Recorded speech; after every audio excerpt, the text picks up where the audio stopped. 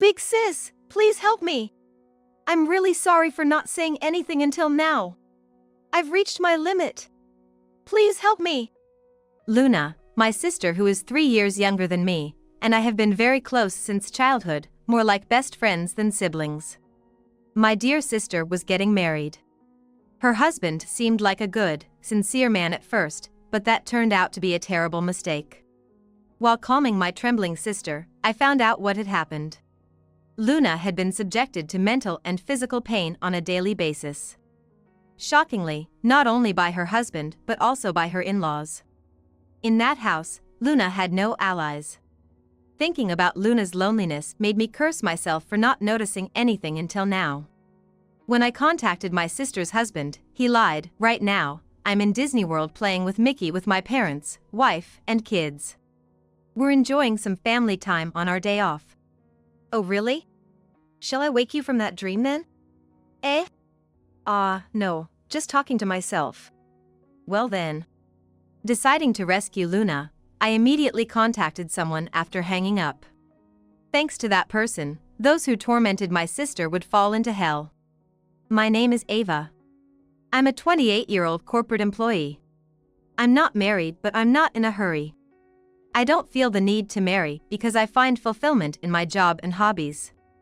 I have a sister. My sister's name is Luna. Luna, my sister who is 3 years younger than me, and I have been very close since childhood, more like best friends than siblings. We would consult each other first about any troubles or worries, and share anything fun or happy that happened right away. We are the only 2 sisters in the world for each other. Having a sister like Luna, with whom I can talk about anything, has always been a source of happiness for me. Luna is a quiet and kind girl, always putting others before herself. Because of that, she often struggled with relationships, which worried me. However, Luna got married a few years ago. Her partner was Oliver, her boyfriend since university. Oliver is self-employed, working hard to take over his father Daniel's business. When Oliver came to our house to greet us, he seemed very sincere. A demure and graceful woman like Luna is exactly my ideal. Being able to marry Luna makes me a truly lucky man. Oh Oliver, you're too drunk. Don't say embarrassing things. Oliver, who finished greeting our family, was happily smiling as he drank the beer my father offered. Luna blushed but looked genuinely happy. I thought these 2 would build a happy family together. Though I felt a pang of loneliness at my close sister being taken by Oliver, I managed to genuinely wish them well. Due to Oliver's work, Luna was going to live with Oliver's family. I was worried about them cohabitating right after getting married, but Luna didn't seem too concerned. Sure, I haven't talked much with my father-in-law and mother-in-law, but I think it'll be fine. Oliver will be there for me. With Luna's cheerful words, I saw her off to Oliver's family home in the neighboring state. It's been 2 years since Luna got married. I haven't been able to meet Luna even once since her marriage. We've talked about meeting several times, but we couldn't make it happen due to Luna's schedule. In these 2 years, Luna experienced childbirth and became a mother. I wanted to meet her child too. Luna frequently contacted me, often sending pictures of her child. I wanted to hold the cute little baby and see for myself that Luna, who always sent cheerful updates, was living happily. Just as I was looking for the right time, a business trip to the neighboring state where Luna lived conveniently came up. Fortunately, I had 2 days off following the business day. I thought this might be a chance to visit Luna's home. I had 2 days, so one of them should work out. Although I was told that meeting up could be difficult because traveling with a young child is challenging, this time I would be going to her, so there shouldn't be any problem. I immediately sent Luna a message. I'm going to be in your state for work soon. I'll have some free time, so let's meet up after so long. I'll bring your favorite sweets. Excited to see my sister, whom I hadn't met in 2 years, I expressed my eagerness to meet. Days passed without a reply after sending the message. No answer came from my calls, nor any reply to my messages. Worried, I debated whether it was wrong to just show up without an appointment, but feeling a premonition, I decided to head to Luna's home unannounced. I knew the address, so I arrived at the house without getting lost. The house had a heavy atmosphere as if no one lived there. It gave me a shiver. I rang the doorbell several times, but no one answered. Puzzled but thinking they might be out, I listened closely and heard sounds inside the house. The door was unlocked when I tried the handle, so with a sense of carelessness, I opened it slightly. From deeper inside, I could hear a baby crying. The sound of the baby crying as if in distress spurred my anxiety. Sticking my head in the entrance, I called out loudly not to be drowned by the crying. "Excuse me. Is anyone there?" It's Ava. Luna? Are you there? At the end of the straight hallway. At the end of the straight hallway, a door opened, and there was Luna holding a baby. But the sight of Luna shocked me. She was gaunt to the point of illness. Luna was already slender, but now her limbs looked almost skeletal, which could be considered unhealthy. Her cheeks were hollow, and the dark circles under her drooping eyes made her look painfully unwell. But that wasn't all. Luna had become bald. Luna, who suited her long black hair and always took good care of it, was now completely hairless. "Big sis. It's been a while. What brought you here?" As Luna approached with a frail voice, I noticed something odd about her eyebrows and eyelashes. On closer inspection, her eyebrows appeared unevenly shaved, not neatly groomed, and her eyelashes seemed unnaturally cut. This wasn't something she would do to herself. Seeing Luna obviously mistreated by someone else, I was dumbfounded. Then, Luna collapsed into tears. The crying of Luna and the baby echoed throughout the house. I was momentarily unable to respond to such an unreal scene, but I couldn't just leave Luna in this state. I squatted in front of her, stroking her back. Luna! What happened? Your hair, eyebrows, lashes, what's going on? I did this myself. That can't be. Were you forced by someone? You're living here with Oliver and your in-laws, right? Isn't there anyone else in the house? Luna was supposed to be living with Oliver's parents, Daniel and Camila. Wondering if there was anyone else, but Luna shook her head. Everyone's out right now. Ava, please help me. I'm really sorry for not saying anything until now. I've reached my limit. Please help my child. Tell me what happened. This is abnormal. Of course, I'll help you. But I need to hear the story. While calming Luna's trembling voice, I learned what had happened to her. Luna revealed she had been subjected to mental and physical abuse on a daily basis. I had suspected it was from Oliver, but to my shock, when I asked who, Luna revealed that not only Oliver but also his parents, Daniel and Camila. In that house, Luna had no allies. Reflecting on Luna's isolation, I regretted my own ignorance up until now. Luna had been managing household and childcare duties as if they were solely her responsibility. No one had offered her help with domestic chores before her pregnancy, nor had she ever received gratitude. Treated like a servant and commanded around, Luna had tried to fit into this family by quietly complying. Oliver had said, "Since Luna married me, she essentially belongs to me. I won't allow her to do anything on her own," thereby restricting her unnecessarily to the house. Strict curfews were set, making it impossible for her to meet anyone. If Luna returned home late from shopping and broke the curfew even slightly, she was subjected to merciless violence and verbal abuse. Luna had hoped that the situation would improve during her pregnancy, but her demonic in-laws were indifferent. If Luna did anything displeasing, they collectively tormented her.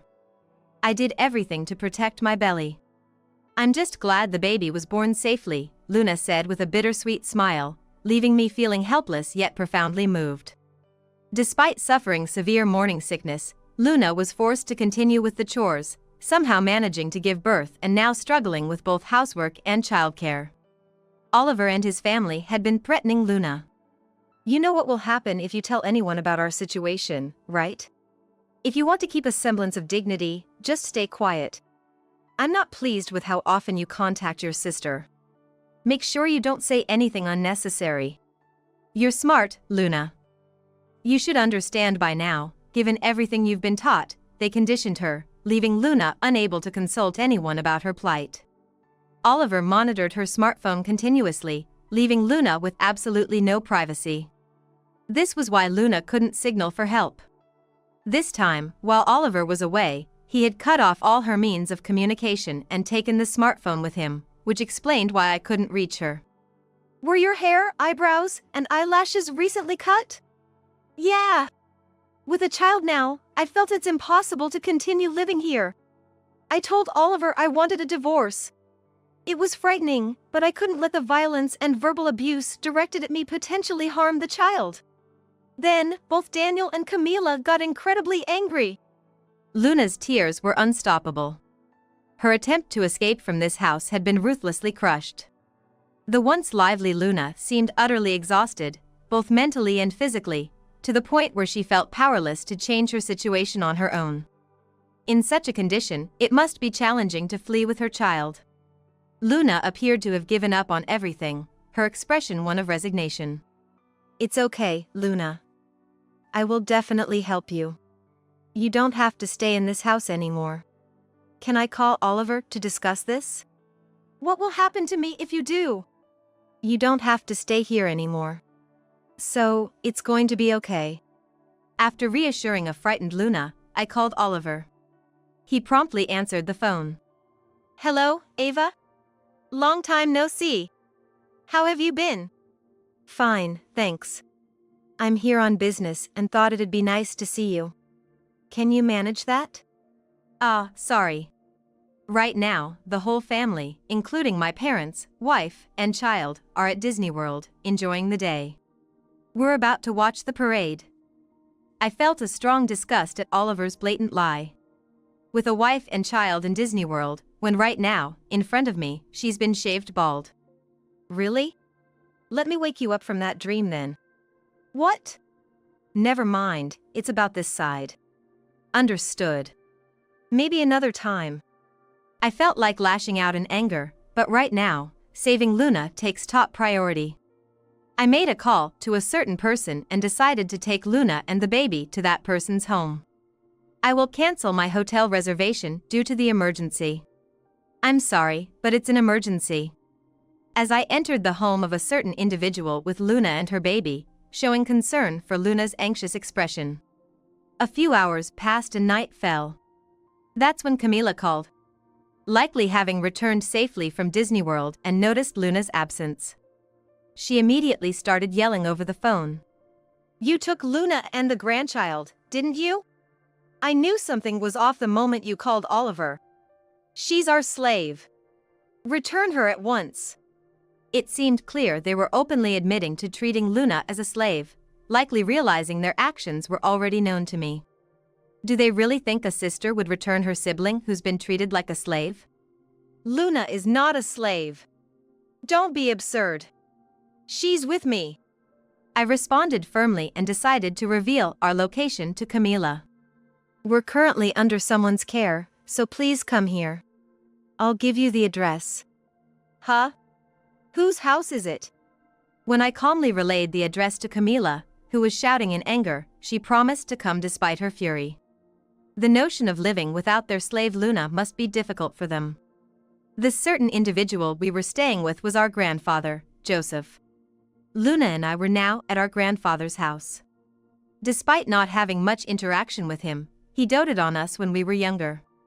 Knowing that he lived in this county and Oliver's connection to him, I decided to seek his help. When Ava explained Luna's situation over the phone, grandfather was furious. He couldn't forgive Oliver and his parents for what they had done to Luna, one of his beloved granddaughters. Together with grandmother, grandfather warmly welcomed us, the sisters, into his home.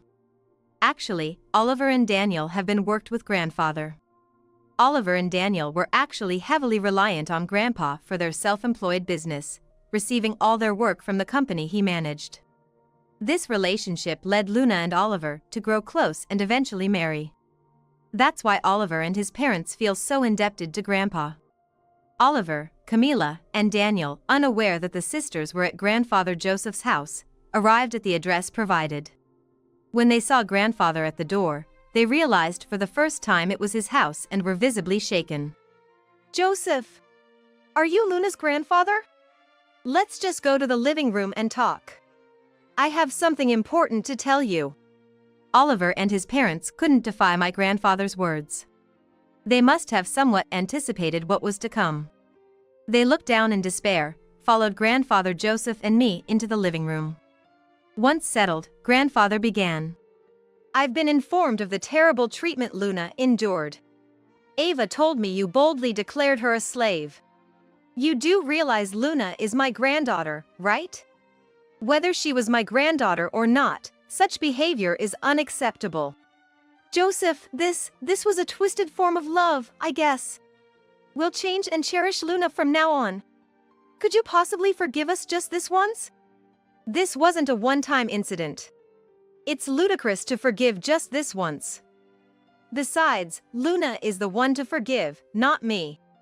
At the very least, I do not want to entrust work to individuals who mistreat and enslave your wife. The three of them paled at his words, probably unable to accept the reality they faced. Camila began to cry, Oliver hung his head in silence, and Daniel looked at Joseph and spoke. We've had a long-standing relationship, haven't we? And yet, you decide to cut ties over this? You see, our values differ. Business requires partnership. If we're not aligned, I can't work with you. From now on, you'll receive no more commissions from me. And, it turns out, the house and workplace you're living in are leased from my properties. You'll need to vacate them as well. That's too much, Joseph. Are you planning to take everything from us? Camila's outcry was met with a grimace from grandfather. The decision is final. Your current residence is prime real estate. It's already listed as vacant and there are interested parties. You'll need to move out promptly. But please, have mercy. What are we supposed to do now? Oliver and his parents apologized sincerely. Grandfather remained composed, seated on the sofa. Then, Luna cautiously approached. Oliver, your parents, I've documented the abuse and violence and will report everything to the police, submitting the recordings as evidence. I'm filing for divorce. I refuse to be your slave any longer. Luna firmly stated her case, looking down on the three people who were curled up in fear. The possibility of them becoming criminals seemed imminent as they each trembled or cried. However, Oliver, driven to desperation, suddenly stood up and aggressively approached Luna. It's all your fault. It's because of your meddling that we're in this mess. Slaves should just stay quiet and obedient. As Oliver raised his fist in a rage, Luna instinctively shrank back, but I had already slapped Oliver across the face with all my might. Oliver's punch missed, ensuring Luna wasn't hurt. Despite trying to remain calm, inside I was boiling with anger so intense it felt like my insides got crazy. I will never forgive you for what you've done to my dear sister. May you fall into hell. With my words while glaring at them, the three of them had complaints, but I sent them away as if kicking them out. That was the last time I directly met these three people. Luna and Oliver managed to get a divorce successfully. Moreover, the evidence of violence and verbal abuse was recognized, leading to the arrest of Oliver, Daniel, and Camila for confinement crime and assault charges. Their business inevitably went bankrupt. It's a job where trust is paramount. Even if they were to be released, no one would entrust them with work again, and their company's downfall seemed justified. The neighborhood quickly spread the word about the family's arrest. It is impossible for them to lead a respectable life there again. After their release, they could not return to their original place. As I hoped, they truly fell into their own created hell. A fitting end to their deeds. Luna and the baby, having nowhere else to go, returned to our family home. My parents apologized for not realizing the situation Luna was in and welcomed her and her baby warmly. I've been helping out with childcare at home too. Having no experience with raising children, I've been realizing just how challenging parenting can be. Despite being deeply hurt both emotionally and physically, Luna has shown incredible strength. It seems being a mother has made her even stronger.